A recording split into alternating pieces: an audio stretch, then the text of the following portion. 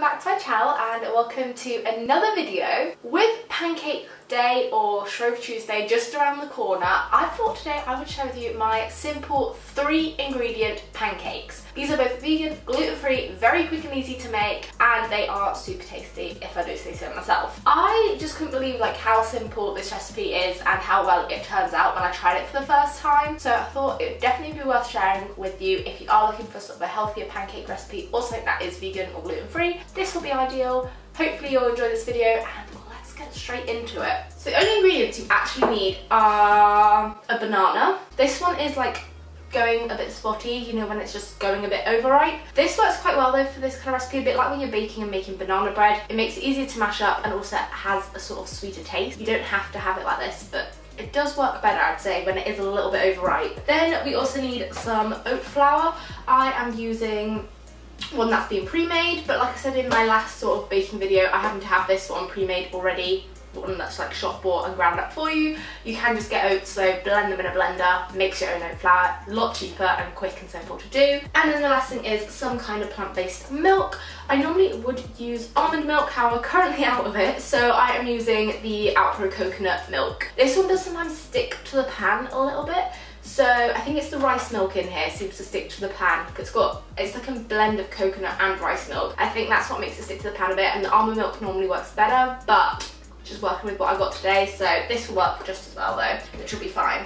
So yeah, that is literally everything that we need. It's super simple, quick and easy to make. I am just going to start by mashing up my banana. So I have just got a bowl here, and always to mash up my banana, I just break it up into sort of thirds, making it larger chunks. I used to always break up my banana into little pieces, thinking that would be easier because it's already half mashed.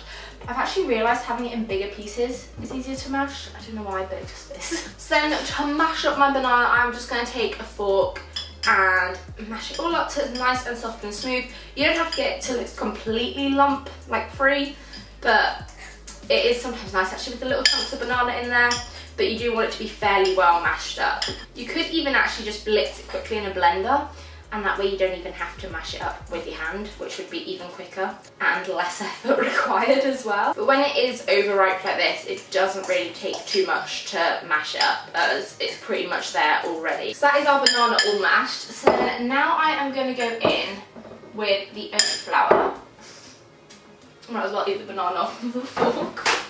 Good thing as well, with this one you can use the fork that you've mashed up the banana to eat pancakes with, save on the washing up. Always a good hack for when you're at uni and have to do your own washing up.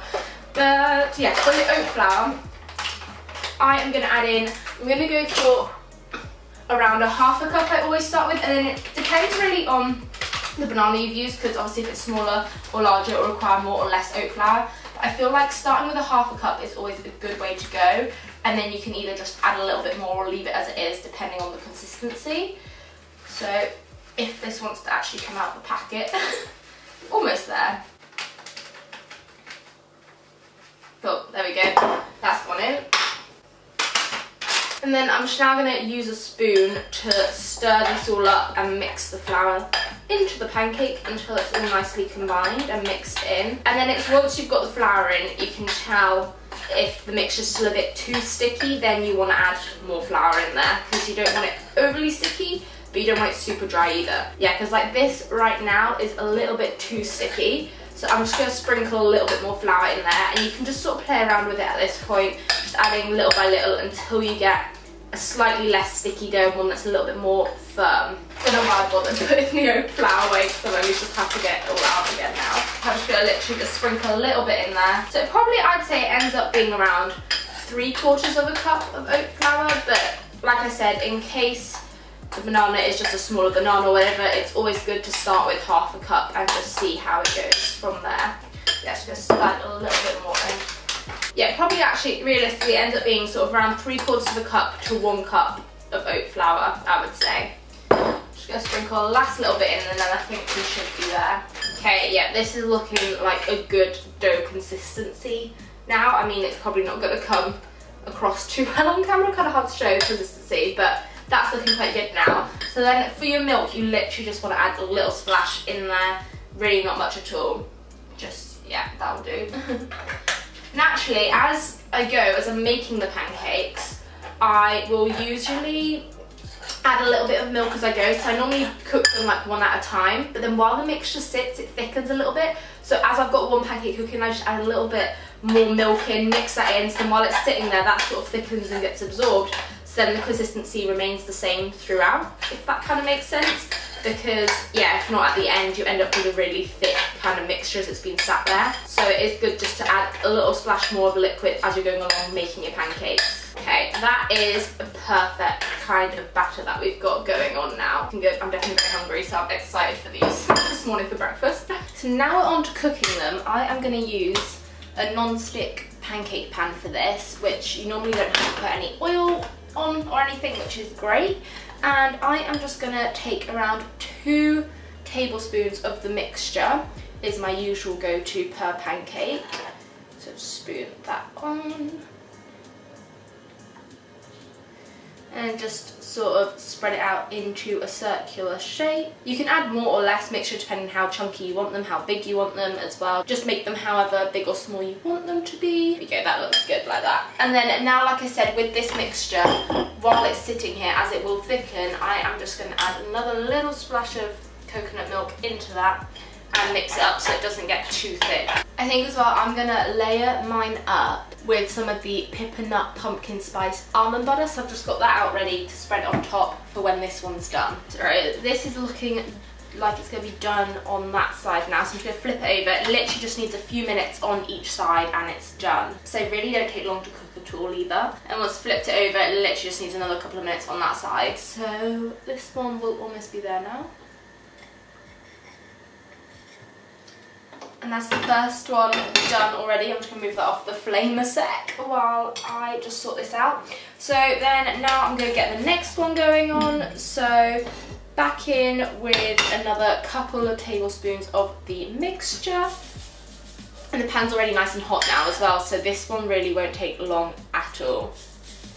I'll just try and scoop that little bit into the mixture itself again. There we go. And you just want to keep repeating this until you've got all your pancakes. Normally this mixture makes around 3 to 4 pancakes, obviously depending on how big you make them as well. I'm just going to add another little splash back into there again. I'm just going to spread a bit of this almond butter onto this pancake just to layer them up with this nice, I love this flavour on the pancakes. It adds a really nice cinnamony kind of taste. That's another thing as well, actually, into the pancake mixture you could add some cinnamon or some other flavours and spices as well, or even chocolate powder to make them chocolatey. You can literally go all out with everything and anything you want.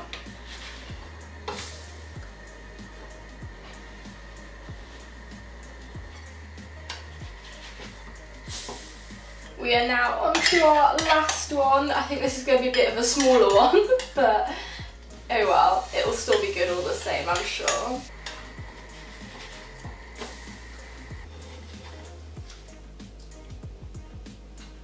So now onto my actual pancakes. I'm gonna top it with some of this almond yogurt. It's a peach flavoured almond yogurt, which is super tasty. So I'm gonna add a little bit of this on, and then also sprinkle on some blueberries as well, is my plan. But I mean, go all out with whatever toppings you want. Maple syrup works well. You could use some kind of chocolate spread, or a drizzle of what would be really nice, actually, the Choc Shot by Sweet Freedom would be really nice on here. But yeah, definitely like maple syrup and stuff as well. All would work really well. I'm gonna try and get artistic with this and get it dripping off the sides. Let's see how good we can make this look.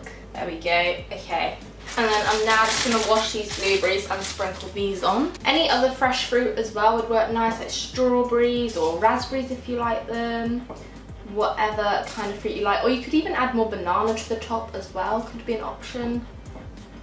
And that is our stack of pancakes all ready and good to eat. I'm definitely excited to dig into this because I am so hungry now. Oh my god, I can actually see the steam still coming off the top, but these look so tasty. You saw how quick and simple and easy they were to make. Hopefully you enjoyed this video, and I hope that next week you have a good pancake day. Let me know if you try out this recipe. Also tag me on Instagram or tweet me on Twitter if you do give this a go, and share your photos with me. I'd love to see your creations and what toppings you go for. Let me know also down below in the comments if you do give these a go, and what you decide to go for flavour wise as well. But I do hope you've enjoyed this video. Be sure to smash a big thumbs up on it if you have. Also be sure to click on the little red subscribe button down below if you're new to my channel, and don't forget there is also that notifications bell too that you can tap on so that you're notified whenever I upload. And I'll be sure to see you very soon with a brand new video, and I'm so excited to go and get to go and eat these now.